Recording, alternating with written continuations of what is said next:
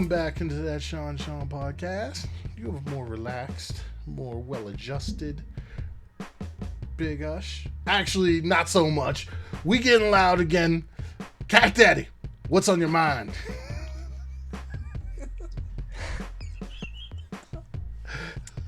Training camp is here.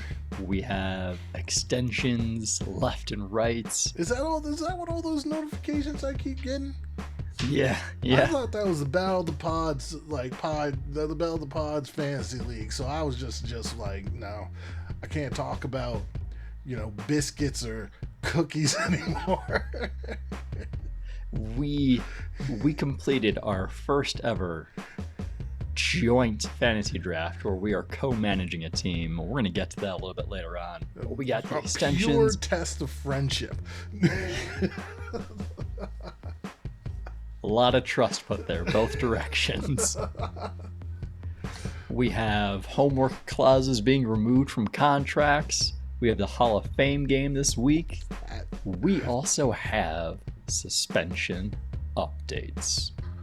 All right, let's get into this news. You mentioned it. You mentioned it. Let's talk about it first. Let's talk about how Kyler basically bent over the Arizona Cardinals this offseason and just made them just take it all.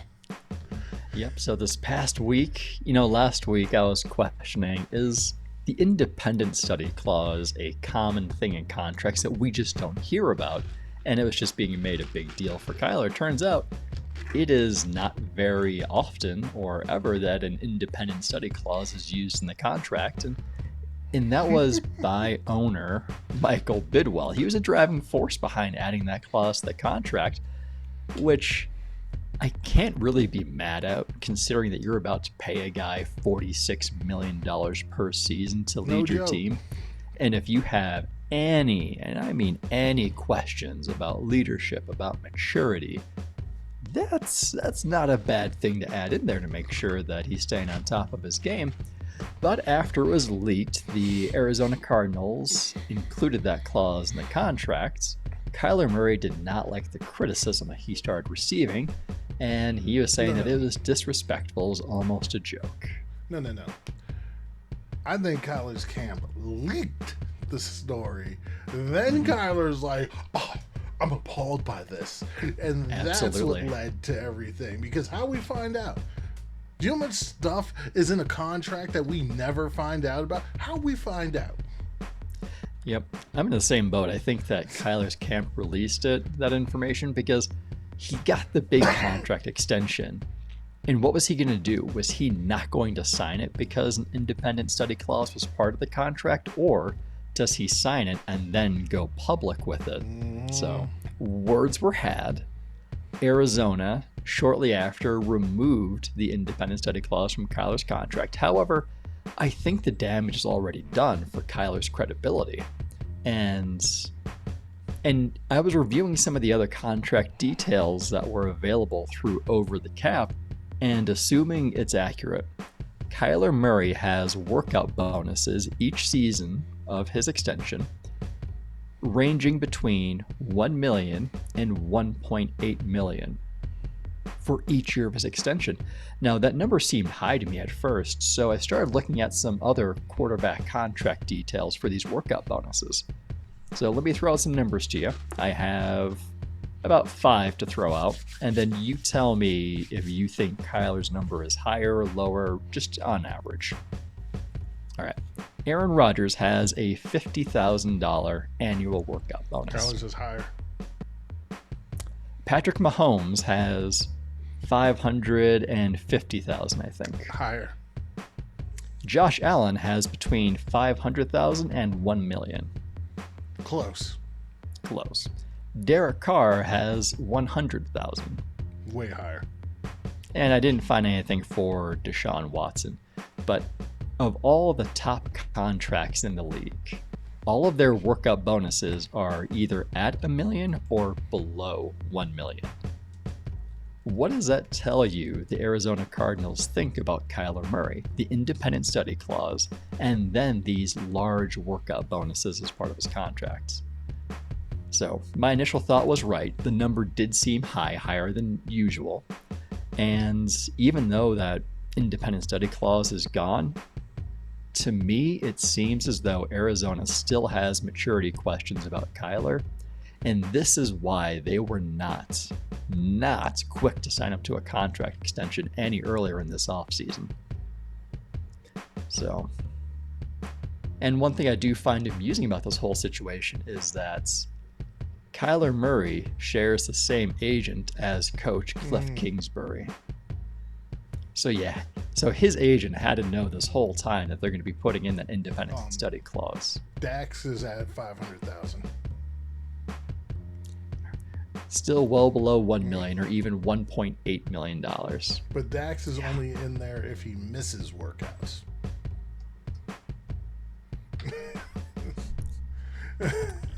So maybe they have questions about his conditioning, his preparedness. I don't know what it is. I don't know. I think that's standard. Everybody has it in there. But Kyler's, that's pretty high. Here's the thing. Is there hope for Kyler Murray? Yes, there is. I'm going to throw a quarterback out there that I'm not comparing to Kyler Murray by any means, because I'm sorry, and I know some people feel some certain way personally about this quarterback, but athletically, this man was probably one of the greatest things I've ever seen on a football field, and he's one of the most traumatizing things that Cat Daddy has ever seen on a football field, at least in one particular year playoff game. So, he might know where I'm going with this, but Mr. Michael Vick, including said playoff game, apparently before he went to Philly. He said before he went to Philly, he never watched tape, he never prepared, he just did his regular little workout and went to play football. So, that being said, I can possibly understand why an owner might be all like, you know something, I need to be sure that my player is putting in the extra work, because Michael Vick never did until he went to Philly. Imagine if Michael Vick watched film in Atlanta and did that other stuff. Yeah. All right, so we have some extension news up next. The first part is DK Metcalf signs a 3-year, $72 million extension with the Seattle Seahawks. So he is going to remain in Seattle for at least the next 3 seasons, with an average annual value of $24 million per year. And that includes $58.2 in guaranteed money and an NFL record $30 million signing bonus. Too bad he ain't got no quarterback to throw him to. I know. But it keeps him in Seattle for another couple of years. That way they can pair Metcalf and Lockett together. That's if they keep Lockett.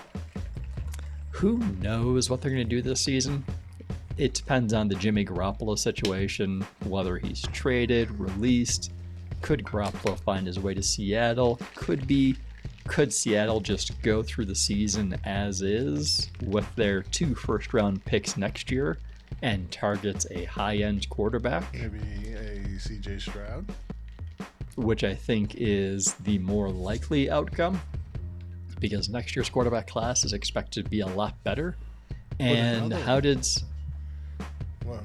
Seattle and Pete Carroll win their Super Bowl before? They had Russell Wilson on a rookie contract. But there was another wide receiver who just signed a pretty big deal also, huh?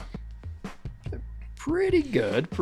Not quite as good as DK Metcalf, but same division. We have San Francisco signing Deebo Samuel to a 3-year, $71.55 million extension with $58.1 in guaranteed money. And so for those of you calculating at home, for the total overall, that's $450,000 less that Deebo is receiving, and it's $100,000 less that he's receiving in guaranteed money. Potato. I know. Well, Deebo's extension is coming in just a little bit under DK Metcalf's in terms of the annual average value, guaranteed money. He does have incentives built into his contract to compensate him for rushing thresholds. That's what for example, he can earn $650,000 for each year if he has more than 380 rushing yards in the season, and he can earn $150,000 for each year if he scores 3 or more rushing touchdowns in that season. So now, where the real question comes, where do their contracts stack up compared to AJ Brown? What did AJ Brown sign for? I'd have to double check that. Leave to me to throw it through a loop. I don't have this information. But I think it's a good move by San Francisco. It keeps a very talented Deebo Samuel in the Bay Area, but it also gives them $7.5 million deal worth up to $70.5 million and includes $58.1 million guaranteed money. Okay, so they're all close. Now, with that close said, together. Certain teams, especially with this year coming up, are going to have to pony up some money very soon. Teams like Minnesota, teams like the Dallas Cowboys, teams like, you know something, I'm going to say it, whereas fantasy football's coming up for us. We did not draft this guy, but we did consider him. Me and Cat Day have a bit of actually, I'm going to save it because I want to have this discussion before we really get into our draft talk, because I saw it on the thing and I'd like to have this discussion. But go further with the news. All right, so we have Kyler, we have the extensions, we have training camp injuries. So I think there's a few big ones to note so far. The first one is Tampa Bay. Ryan Jensen. Ryan Jensen, serious knee injury. The Buccaneers fear that it is season ending, or he could miss most of the season. And that's huge because Jensen's one of the best centers in the game, and that quarterback center relationship connection cannot be understated. And they're breaking in some new offensive linemen. I know. And the interior is going to be completely different because last year you had Ali Marpet, you had Ryan Jensen, you had Alex Kappa. Marpet retired, Kappa signed with Cincinnati, and now Jensen's injured, so he's going to be working with the whole new interior this season. So really curious to see what that's going to look like. May affect rushing, maybe slightly passing, depending on if teams are going to put pressure up the middle on Tom Brady. The next one I have is Dallas wide receiver James Washington suffering a broken foot, and he is expected to miss 6 to 10 weeks, which will likely carry over into the regular season. So he is going to be missing some very valuable training camp time because he is new to Dallas this season. So he's missing that time. And this could be a huge boost for Jalen Tolbert. Not just Jalen Tolbert. I've got a sleeper name for everybody out there. If Michael Gallup has any type of setback, even though apparently the word is Michael Gallup is going to be ready sooner than later. So we'll see what happens there. We will definitely see what happens if he's carried on PUP into the season, because right now you can come back anytime, but when you have him on one of those going into the season, you gotta wait 6 weeks. That being said, there is an undrafted rookie out of Dallas camp who is turning heads by the name of Dennis Houston. And Cat Daddy remembers the name Dennis Houston and all. He ran one of the fastest 40s at the NFL Combine, sitting at 6'2", 205. What was this 40 time? I believe it was, just give me a moment. I know this is bad TV, radio, whatever, but you know, that's my fault. Producers are looking it up. Let's see. All right, so he ran, looks like it was a 4.49. 4.49. I thought he ran faster. Maybe I'm wrong. But at his size, running 4.49 is still pretty quick, but apparently he's already starting to turn heads. Apparently, according to CeeDee Lamb, his route running is a lot crisper than what you expect for a rookie wide receiver, especially an undrafted one. File that name away if you are in deeper leagues. All right, and then the third big injury that I have listed is Denver wide receiver Tim Patrick. Was carted off the practice field. Not just in there's their third running back. I don't know his name. I believe he's their third running back. Also injured. Same type of thing. So Tim Patrick suffered a torn ACL. He is out for the season. He was expected to be the number 3 receiver for the Denver Broncos, but now his absence is going to be good news for anybody else who catches passes in Denver. KJ Hamler, I mean, it's good for the tight ends, the running backs, even Courtland Sutton and Jerry Jeudy. All right, speaking of Courtland Sutton and Jerry Jeudy, let's get it out of the way now before we finish the news.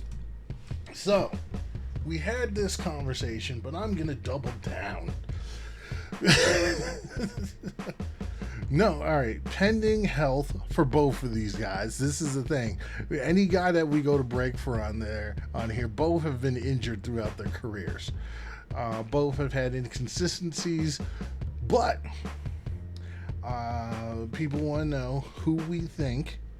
Well, somebody might want to know who we think is going to have the larger role and be the more important receiver for Denver. And note, I'm going to say this. The person with the larger role might not be the most important receiver, but in this conversation, I think it will be one and the same. And my perspective, it's Jerry Jeudy. I think Jerry Jeudy has realized in his first 2 seasons has been underwhelming, to say the least. Note, when he has got an opportunity, he has been able to take it. I mean, rookie year, he had some drop issues. Last year, he had the injury, and they only used him in third down situations, which I think is stupid. But I understand Tim Patrick had come on. And, Courtland Sutton was there. But if you look at some of the receptions, Jerry Jeudy was averaging like 5 receptions a game. I put him in fantasy just because it was PPR and I knew I'd get those receptions. If with Russell there, who's a more consistent passer than either Teddy Bridgewater or Drew Lock, I think Jerry Jeudy, with his skill set, will be the more consistent target for Russell Wilson. I also think Courtland Sutton's going to get his. Absolutely. He might actually end up with more yardage than Jerry Jeudy, but I think Jerry Jeudy is actually going to have more catches and possibly more touchdowns. Things might be slightly different now that Tim Patrick is going to be out for the season. Because if Tim Patrick were involved, when we did our wide receiver series for fantasy, I was higher on Courtland Sutton, and I was higher on DK Metcalf, while you were higher on Jerry Jeudy, and you were higher on Tyler Lockett. Yes. So I thought that was a really fun dynamic there. I still feel the same way. I think Courtland Sutton is going to have a bigger year than Jerry Jeudy is. I don't. I'm doubling down on Jerry Jeudy, especially with Tim Patrick out. Because I think Tim Patrick's receptions will go more to Jerry Jeudy than Courtland Sutton. I think so. So it's going to close the gap between the two of them, but I still think Courtland Sutton overall has a better year than Jerry Jeudy. Courtland Sutton was one of my big bounce back candidates because he's going to be another year removed from that ACL injury, and he's got Russell Wilson as his quarterback now. So you're thinking Russell Wilson likes to throw deep. He likes to throw the ball downfield, and that's where Courtland Sutton does a lot of good work. He has a very high average depth of target. Nearly a third of his targets last season were 20-plus yards downfield, and it just looks like it's going to be a good combination between the two of them. Now, I mean, parsing that, yes, Russ does like to throw downfield. Wonder why Russ throws downfield? Because his receivers are dumb a lot of times. And this is nothing against But Tyler Lockett, I'm going to actually give you the Tyler Lockett thing. I don't know if it's bad route running or if he's just running around like a circle and then he gets free. But DK, we know for a fact that DK can't run specific routes. There's specific routes that he's really good at. If Russ can run around like a chicken with his head cut off until DK gets past the guy and throws it downfield, then yeah, I see that, what happened with DK Metcalf. Courtland Sutton's not that guy. He's not as fast as DK Metcalf. So yes, will Courtland Sutton most likely get the 50-50 ball? Yes, he will. But you cannot live on the 50-50 ball. Russell has never actually had a route runner like Jerry Jeudy. As long as Jerry Jeudy works on them hands, and he'll get open faster than Courtland Sutton. Hell, he can get open faster than probably anyone that Russ has ever seen, so Russ doesn't have to run around like an idiot back there, not to mention the offensive line is better. That's all I'm saying. Courtland's got the size to be a good red zone target, so that's what I like about him this year too. That is fair. That is very fair, and he also can get doubled. Anyway, next piece of news. All right, so let's see what we got. We talked injuries, extensions. We have suspensions. So let's start with Alvin Kamara first. Did he get suspended? He did not get suspended, but his hearing was delayed. So I believe it was delayed. Was he going to get suspended next year? That's the thing for him with these delays going on. By the time the hearing takes place, by the time there's a trial, there may not be any discipline for Alvin Kamara until the 2023 season. So still, there's a possibility he could be suspended toward the end of this 22 season into the 23 season. Stupid. Just put depending on the time next year. I know. If they get one more postponement for this, I mean, you can just. I would think he's going to be good for 2022. I'd feel better drafting him now than I did maybe 2 weeks ago. And then we have, I don't know if it's the final news, but we have news on Deshaun Watson. This whole process is stupid. Now, people, do not be mad at Judge Sue L. Robinson. Not at all. She wasn't setting a new precedent. She was following what the NFL already had in place. She did the best she could with what she was working with. And what she was working with was a personal conduct policy that is vague and contains many gray areas. Now, it is in dire need of being updated, and that's on Roger Goodell and his crew. But she was also working with an inconsistent punishment policy. In her written report, she does note that the NFLPA questions whether it's fair and consistent to punish Mr. Watson for his non-violent sexual conduct and not even charge various team owners who have been accused of similar or worse conduct. Not just accused. Take that, Robert Kraft and Dan Snyder. One of them actually arrested. But there it goes. It goes back to the inconsistent policy. Another one, well documented. I know. But back to Deshaun Watson. There were investigations by law enforcement, and Watson was in front of 2 grand juries, and they each declined to indict. While there were a high number of allegations, I believe only 4 were interviewed by the NFL for their case and actually put information forth to Sue Robinson. The NFL, my understanding, interviewed a lot of them. I'm not sure of all, but they only presented 4. They only presented what they thought was the 4 strongest cases. Now, that being said, here's the thing, and I said this, I think, on a different pod. Not putting my personal aspects in it. I'm not trying to put my personal opinions on this at all. But the problem with this is you have already, here's the thing, people say there's no precedence. There is. You've already had it with 2 different players. You've established yes, Yes, is the accusations against Watson different? Yes. You've got, what is it, 20, how many is it, 25? 24, 26, 20, several dozen. You accusing him of improprieties, where you have, let's say, Ben Roethlisberger, who was accused of actual physical rape twice. No, never charged. Never charged. I'm saying he was accused, but never charged. No matter how you feel about Ben Roethlisberger in that situation, that's what happened. He got 6 games. Zeke Elliott, accused of domestic violence. No matter how you feel about the situation, he was accused of it. Never charged. Never charged. He got 6 games. That is the precedence that I'm guessing this judge went with, showing that's the only consistency she can find for the NFL with players who are accused of something and never charged. We'll circle back to that in a few minutes, but let's get through Deshaun Watson and the ruling.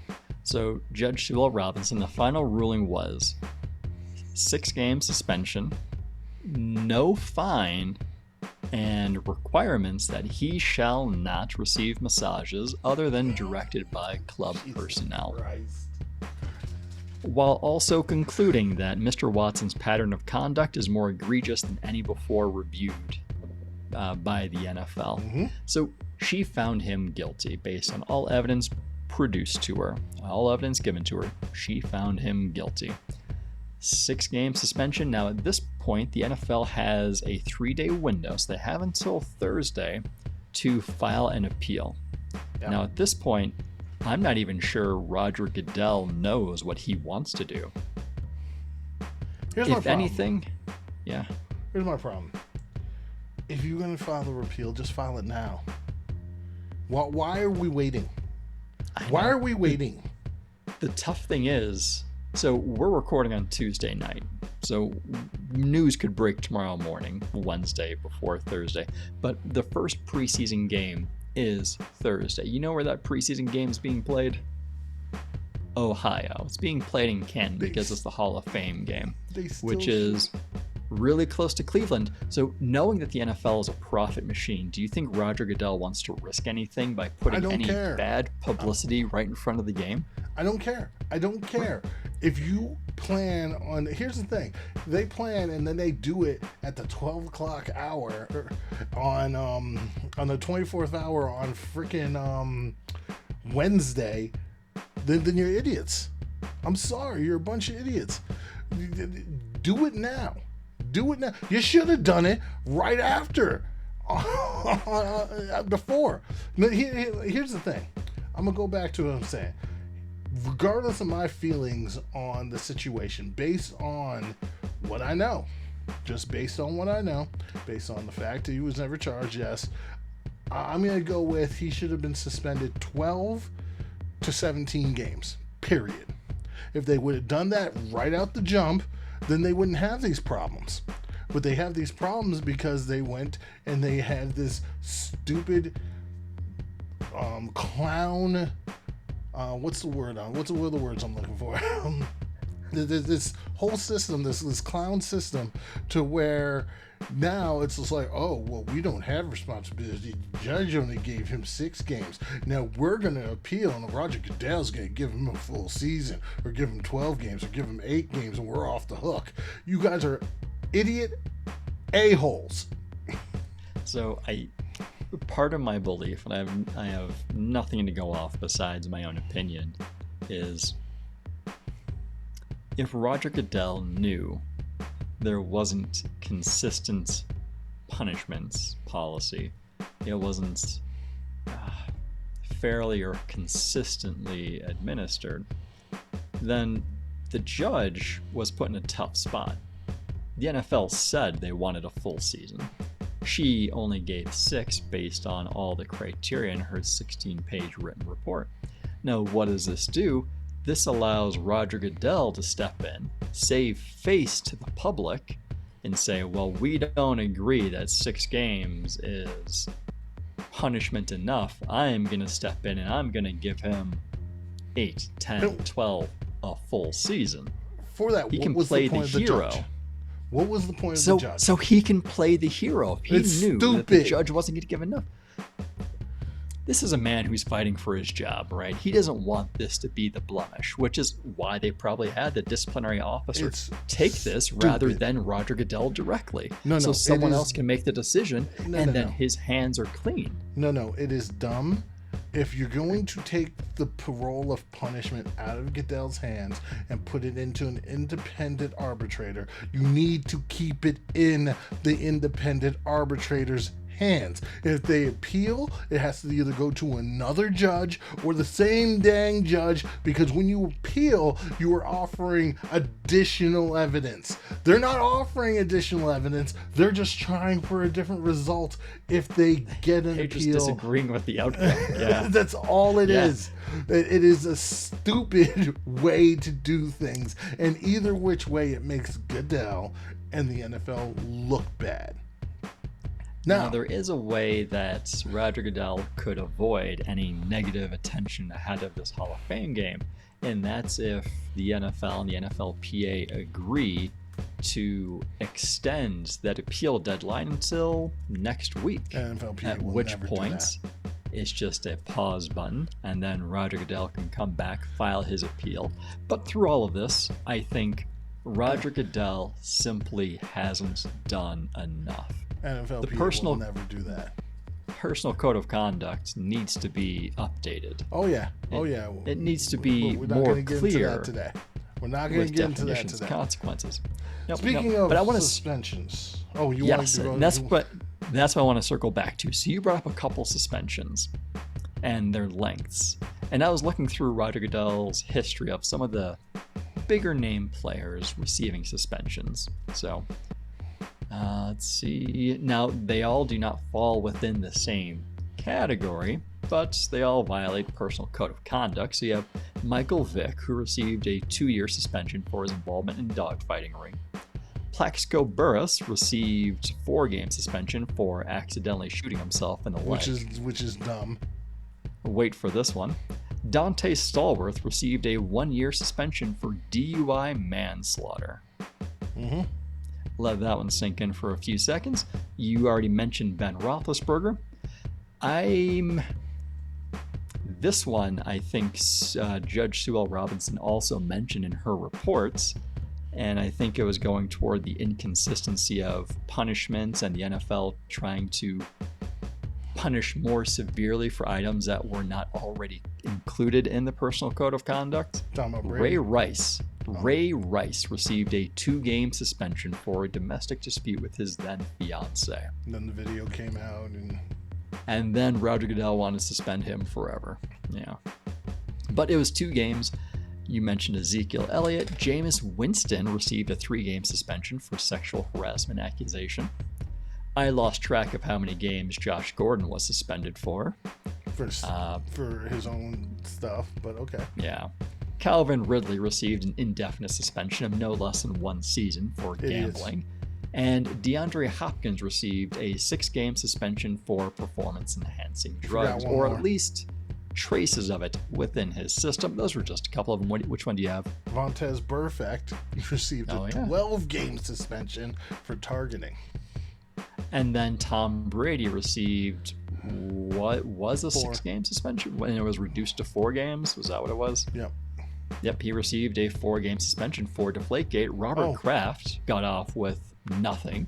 And Dan Snyder is still owner of the Washington football team. And Lyle Collins appealed his suspension, went from 2 games to 6 games for drug tampering.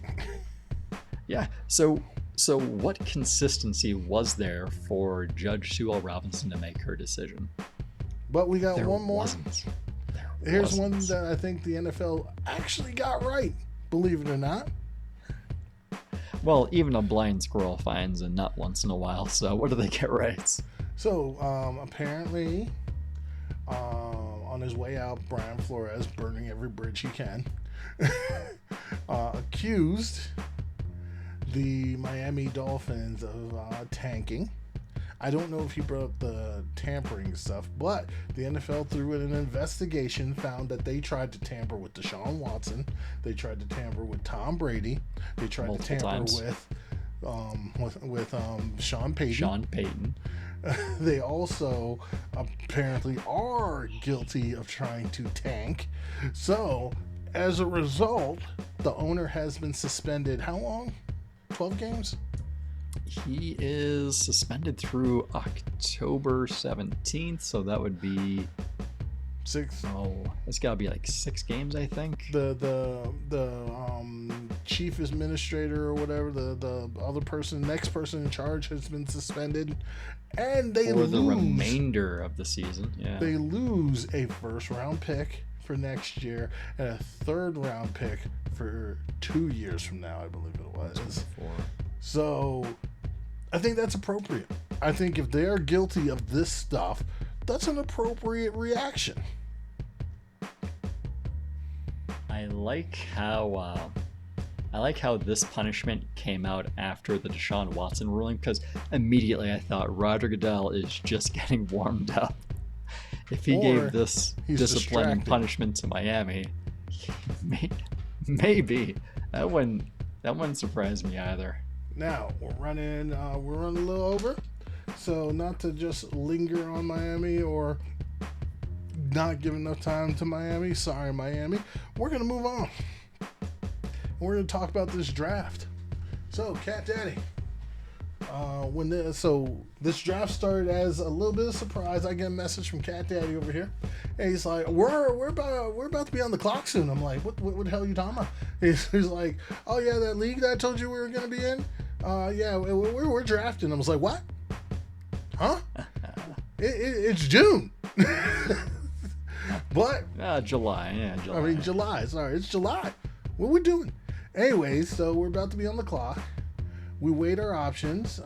Cat Daddy, we had a few options there, and we decided running back was going to be one of the main ones, and we came down to, I believe it was, who were the two options? The two. So we were on deck. We weren't on the clock yet. At 12, we were last. Yeah, pick. Our draft position was 12, so we had the turn each way. Now we're waiting on the 11 to make their pick. Before that, there were 6 running backs off the board already. Your big ones: Taylor, Henry, Eckler, McCaffrey, Najee, Dalvin. The top 4 wide receivers were off the board: Jefferson, Kupp, Chase, Diggs. So we're sitting there and we're thinking, all right, we want to get a running back and a wide receiver. Now, this is a 12-team PPR league, so we're thinking we got to get one running back. We got to get one wide receiver here to make sure that we have a good foundation for our team. So our 2 running backs that we settled on. Now, the true test of friendship was we mentioned players that we were interested in. And then whatever we had in common, that was the pool of players that we were choosing from. So our players were coming down to running back, either Joe Mixon or Nick Chubb. And for wide receiver was either CeeDee Lamb or Davante Adams. That's who we were interested in. Now, the number 11 team took Joe Mixon, which made our choice really simple for running back, because it just left Nick Chubb. And at that time, we drafted Nick Chubb.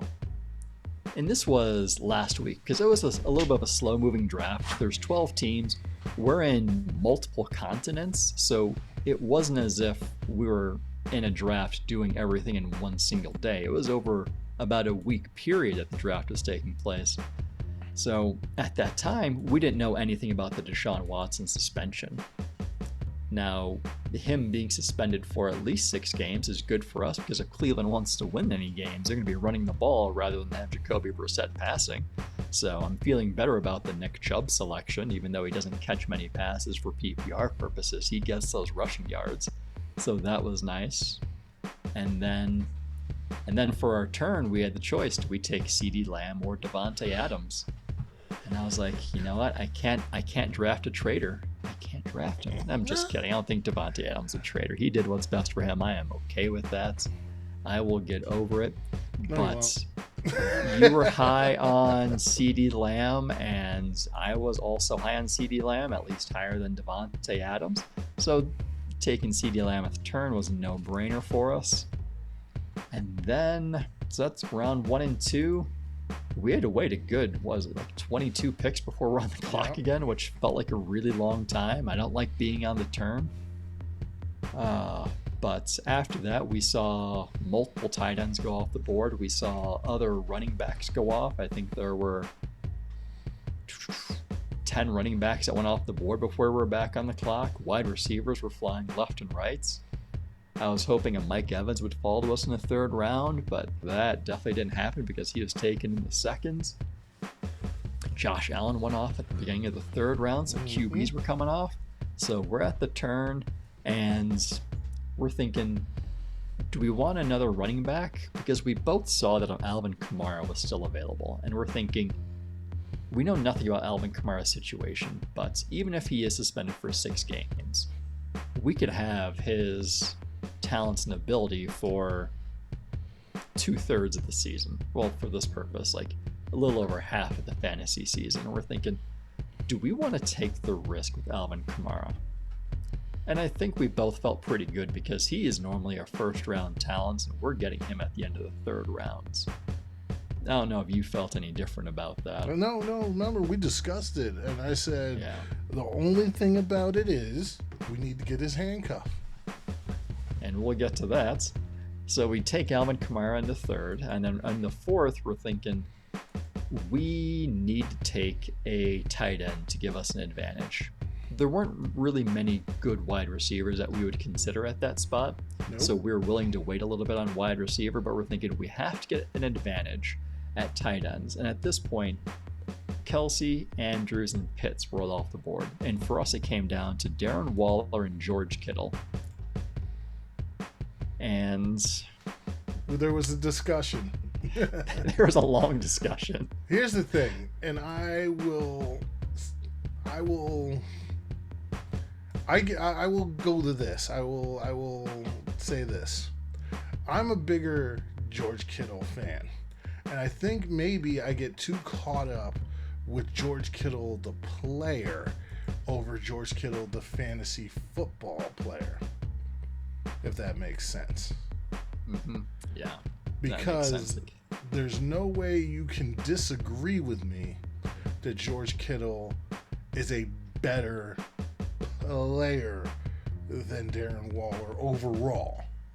If I'm a GM of a real life team, actual football on the field, wins and losses, yes, I would take Kittle over Darren Waller. I agree with that. But for fantasy purposes, Waller may be slightly better in terms of getting numbers, but I still think it's close. But we went with Waller. I think where I was more comfortable going with Waller is, even though he has some injury history, he has less injury history than Kittle. And for me, it was George Kittle's playing in a run-heavy offense with a young quarterback. And at this point, I think it was already said that Trey Lance was taking over as starting quarterback of the team, so they publicly came out and said that. And I thought there's a lot of risk. I don't know if risk is the right word, but there's some things I don't feel so great about. I know Kittle's going to get his, but it's run first. I know they use him a lot for blocking. And then you have Darren Waller, who's going to be part of a better offense. And then the next pick, Cat Daddy got his way. So going into the 5-6 turn, we had the idea of taking 2 wide receivers. But I told Big Ush, I told him, if A.J. Dillon is on the board, by the time we pick, I am going to have a real hard time passing on him. And Big Ush put that trust in me because I believe that A.J. Dillon, even in the offense as it is, has RB2 value, at worst, flex value. And if anything happens to Aaron Jones, he becomes an RB1. And I mean, with that said, he let me get. Well, no, he went for CeeDee Lamb without me even asking. So you know. So he got CeeDee Lamb. Good with Davante Adams. So you know. But I got AJ Dillon. But we did take a wide receiver afterwards. So we took Dillon in the 5th. And then at the 6-1 spot, we had the choice between Amon-Ra St. Brown, Brandon Cooks, Jerry Jeudy. And we felt that. Well, let's start this. I am not a fan of Brandon Cooks. His size bothers me. I don't think he's going to get the number of targets that other receivers will. The other one was Jerry Jeudy, which Cat Daddy over here is not as much of a fan of, where I am actually quite high on Jerry Jeudy, which brought us to Amon-Ra St. Brown, which we both do believe is going to get a high amount of targets. He does have adequate size for red zone, so I think it came down to that aspect of it. This was before Tim Patrick, I mind you. If Tim Patrick's injury would have happened before this, Jerry Jeudy would have been the pick. And I would have been okay with that because I had my AJ Dillon. So that would have been good. And then our plan was for 7-8 was to grab at least one wide receiver, maybe two, because we already had 3 running backs. We had 2 wide receivers at this point. Real quick, just want to back up real quick. Just to let you know, if you pull this nonsense again in our upcoming draft where we go head to head, I'm calling you out. What nonsense is that? So we just had the Courtland Sutton Jerry Jeudy debate. Mm-hmm. We did this last year with 2 rookie wide receivers, and you took one of them, the one that I was high on. Not the one you were high on. Well, it's real life versus fantasy. Oh, okay. Things are in a different lens when it comes to fantasy football. Just saying, if you take Jerry Jeudy at one point and not Courtland Sutton. I'm going to take them both first, second rounds. All right. Moving on to the next spot. All right, so we're looking at Drake London, I think Michael Thomas. Let's see, for the 7, but those players came off the board a little bit quicker than we anticipated they would, which this is fantasy football. If you like your guy, go get him. So, let's see. By the time we selected, there were already 5 quarterbacks off the board, 6 quarterbacks off the board. We had none yet. So half the teams had a quarterback, and we're thinking, we don't think that the guy we like is going to fall to the 9-10 turn. So we're thinking, if we want our quarterback, we have to take him at the 7-8 turn. And the guy that we both liked was Dak Prescott. So I am high on Dak Prescott this year.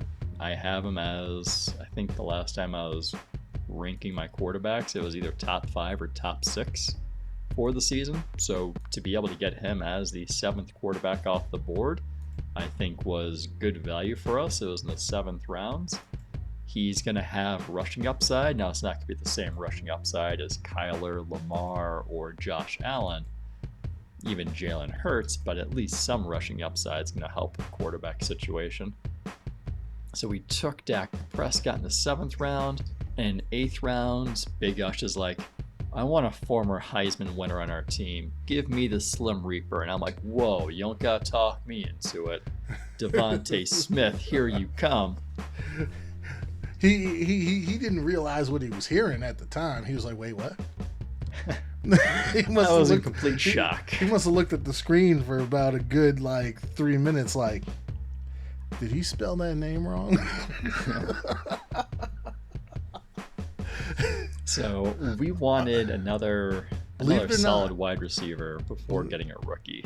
Believe it or not, I'm of the thinking that Devontae Smith is going to actually have more targets than AJ Brown.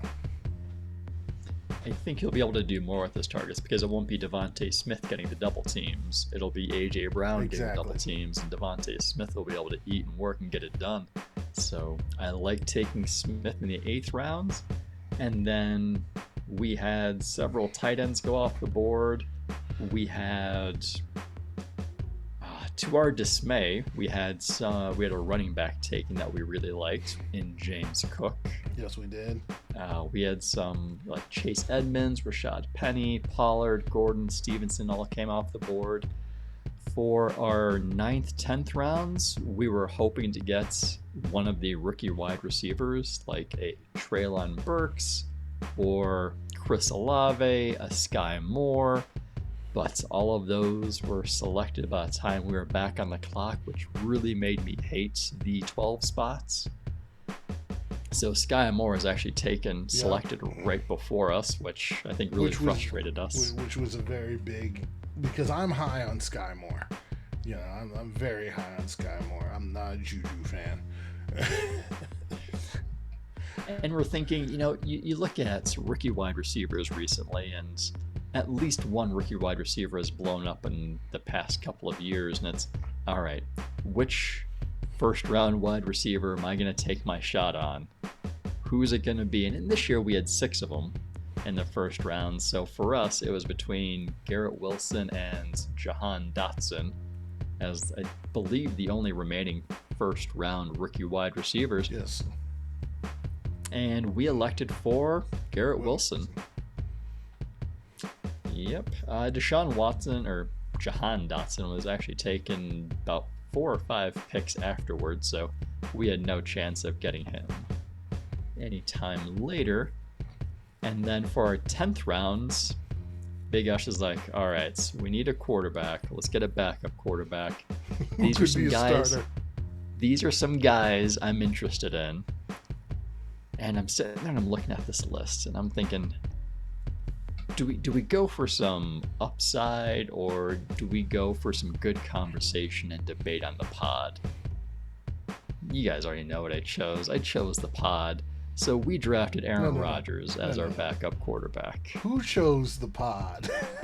Whose idea was it for actually getting Aaron Rodgers? It was mine. It was mine. Purely for the pod purposes. Could be good conversation this year. I went Rodgers first. I was like, get Rodgers. And then someone's like, are we sure? I was like, I'm sure I want Aaron Rodgers. And he's like, but I don't want to debate. Or do I want to debate? And I was like, we will debate because we're getting Aaron Rodgers. In my thought process at that time was, when you have a fantasy league, the quarterback position, at least for me, I want it to be a set it and forget it.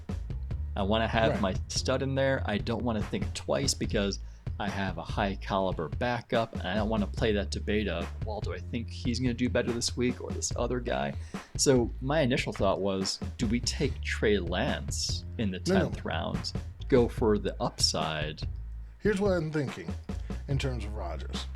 So in the beginning of the year, I think Rodgers is going to have to feel these guys out.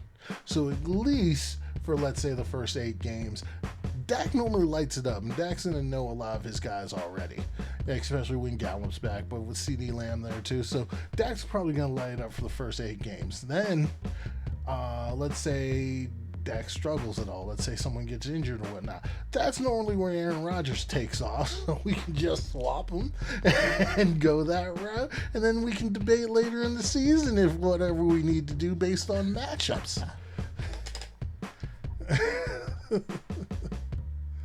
And then for the 11th and 12th rounds, we wanted to get preferably a rookie running back. No, this fool is talking about kickers and defenses, and I'm like, you better be joking. Well, we got all of our starting positions locked up, right? But the mindset is, we're drafting at the turn. We got to wait 22 picks before these are kickers and defenses. I know, but what advantage could we get ourselves? What advantage can we create? So after my kicker and defense plan was vetoed, we were thinking, let's get a rookie running back. Let's get our backup tight ends. because we both liked Irv Smith. So we were able to grab Irv Smith. Even though he's For injured. the rookie running backs, we thought, well, maybe Tyler Algiers out there. Nope, he was drafted before us. Yeah, Isaiah Spiller. Nope, he was drafted before us. Brian Robinson. Nope, he was drafted before us. But the guy we really wanted was Dameon Pierce. Nope, drafted before us. Son of a bitch. So, I know, all these rookie running backs were just falling off the board to the point where it's like, well, there's no good rookie running back at this point, so we might as well just scratch that plan. And going back to our earlier pick of Alvin Kamara, we wanted to get his handcuff. Now, normally, I am not a fan of handcuffing my own player. I know. I like playing the upside of handcuffing other running backs. But in this case, where Alvin Kamara may or may not miss any time this season, we needed to do it. I thought it was a good idea to get Mark Ingram. So at least if Alvin Kamara's gone, we have Ingram to fill in at minimum of flex. So Mark Ingram fell to us. And then after that, I'm trying to think who else that we really liked fell off the board. We considered Jameson Williams, even though we had Amon-Ra St. Brown. But Jameson Williams was selected. We considered Tim Patrick. Thankfully he was selected before it was our turn. And then, man, that 12-13 range, I wasn't a big fan of that area, so I'm glad we got Mark Ingram. I'm glad we got Irv Smith at 11-12. At 13, Big Ush finally relented and let me draft a kicker. Justin Tucker was taken earlier in the round, and he let me take Evan McPherson, so I was happy about that. I told you it'd be okay. And then we had 2 picks left. We know that we needed defense, but we also wanted to take one more shots at a rookie wide receiver. And we're thinking, do we take the defense in the 14th round and wait until the very final pick for our rookie wide receiver? And the way the board had fallen, with people taking rookies and other players earlier than anticipated, it was one of those situations where we didn't want to play the game of hoping our guy falls to us at the 15th pick. So we went for him, we reached, and it's okay because if you like the guy, go get him. We got Alec Pierce from the Indianapolis Colts because he just has to beat out Paris Campbell. And then defense kickers started falling off the board to the final pick where we had to choose defenses. Do we choose Dallas's defense or do we choose Green Bay's defense? Which one do we choose? I'll let you choose. And you let me pick this one, and with the way the scoring system is, the only negative points that defense can get you is if they allow over 28 points scored on them. There's no penalties for yardage. There's actually nothing in there for yardage scoring, which was nice. Thank goodness. And I thought, man, Dallas racked up a lot of sacks last year. Dallas racked up a lot of turnovers. Let's go with Dallas. So when I was faced between a Dallas and Green Bay defense for fantasy purposes, I went with Dallas. All right. It was very interesting co-managing and going through the draft together. I know there are certain points that you would do differently if it weren't for my influence, and there are points that I would do differently if it weren't for your influence, if this were just us managing our own teams. But I thought it was a really interesting experience because in the 20 years that we've been doing fantasy football, this is the first time that we have co-managed a team. We've co-commissioned more than once. But never co-managed. Indeed. It was a good time. Draft took a little longer than we'd hoped because we were all over the place in terms of geography. Had some good, interesting conversations. Learned a few things. There's other things that I know. I know for a fact they didn't mean what they said they meant. I know a fact. So just saying. Anyways, to those guys, fun draft. Hopefully you have a good season with y'all. All y'all lose to us. That's all I'm saying. Each and every one of you. I think that's all she wrote for this episode. We went a little long, but hopefully everybody enjoyed it. Anything to leave the people with? Cat Dada. Nope, that's a good end. That's a good conclusion.